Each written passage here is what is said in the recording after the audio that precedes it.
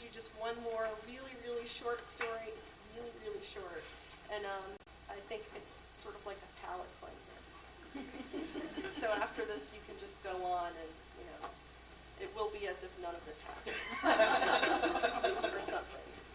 So this story was originally published in Bent's magazine in the infamous Tits issue, which, if you don't know the story, I'll tell you the story after. Kathy knows the story too, so she will tell you. All right, this is called Mrs. Fargo. Has nothing to do with tits. Mrs. Fargo, your first grade teacher who committed suicide halfway through the school year, shows up at your Christmas party in a tight red blouse. Your fiancé is not pleased. She knows you have a thing for Mrs. Fargo, a thing dating back to the first day of school when you met Mrs. Fargo's cool patience and heard her cigarette rough voice pronounce your name. At 7, you could not add up the parts of her. Black nylons like silky cobwebs, so unlike the granny beige your older sister wore. Pointy ankles, which you would now describe as slender. Red hair your mother called an auburn shag. The blouse with all the circles on it.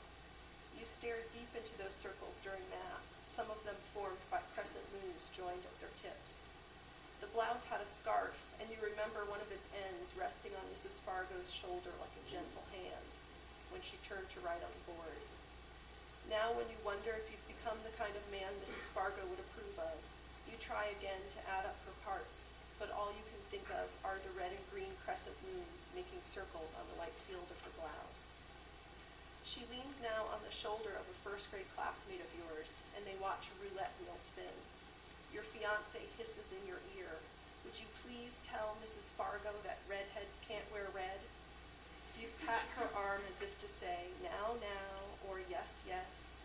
Either way, it's a dismissive pat. Mrs. Fargo turns to face you. She smiles so her emerald eyes are happy slits. "Sometimes adults get so sad," she says. You nod as if to say, "I know, but what do you know? You believe you could help her because you are grown, not some little boy sitting behind a desk, all round head and big eyes." She swirls her drink in a heavy cut glass tumbler. It's a whirlpool in her glass, and it reminds you of the time you and your friends swam the perimeter of the pool, creating a current so strong you gave yourselves up to it, tumbling and bumping along the concrete edges. You tell Mrs. Fargo about winning the 5th grade spelling bee and how you kept your ribbon tucked inside the Christmas card she gave you the week before she'd shot herself in the basement of her home. You are saying, "Look at all I have become." Mrs. Fargo takes a sip from her glass, from the swirling froth of it, smiles at you, nods. She surveys the room, full of your first grade classmates who are now confused adults doing the best they can, which in some cases means making a big mess of it. "Baby birds," she says. "You're all still baby birds." One of your former classmates, Douglas Percy, explains a magic trick to Mrs. Fargo. "You see, Mrs. Fargo," he says. "Please," she says, beaming, "call me Mars." Douglas Percy's pink-rimmed eyeballs vibrate in their sockets. In 2nd grade, while ice skating, he vanished down a dirty slush hole in Turkey Swamp. He continues, "You see, Mars, I have a fake thumb." He brandishes a plastic thumb, cunningly flesh-colored, which covers his own. From it, he draws orange and yellow silk scarves. Then he reaches toward Mrs. Fargo and pulls from behind her ear yards and yards of orange and yellow silk. Mrs. Fargo holds her hand to her chest and says, "Oh, Percy." You hope the vanishing doomed boy trick is next, though in his short life you never wished him harm and were always grateful his tricks worked. "This is no place for boys," you say, but no one listens. Your fiancée is back. She is hissing again. "Do not let another person from your past into this room." You giggle into your drink. "I mean it," she says.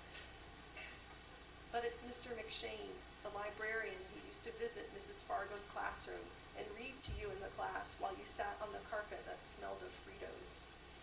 During lunch, while you blew bubbles into your milk, Mr. McShane and Mrs. Fargo would stand in the open doorway, Mrs. Fargo murmuring, twirling a piece of her hair. You watched, clenching the straw between your puckered lips until they went numb. Now, as then, Mr. McShane doesn't know you exist.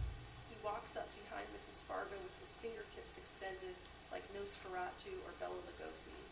He lightly touches the tips of her hair with the tips of his fingers. Mars, he says. She closes her eyes. Her drink tips forward, piddles onto the carpet. Mars, he says again. As you watch the two of them, one of the lunch ladies offers to peel your orange. You let her, and the juice sprays your face and hers. Don't let the first grade get you down, she says. It's not the first grade, your fiancé says. Mrs. Fargo feeds you a segment of orange. You just keep growing up, she says. That's what I've been doing, you say.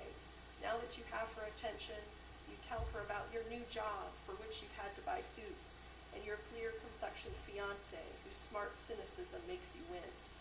Mrs. Fargo stares at you, a polite, expectant smile on her face. You stare back, becoming and becoming your tiny offering. Thanks for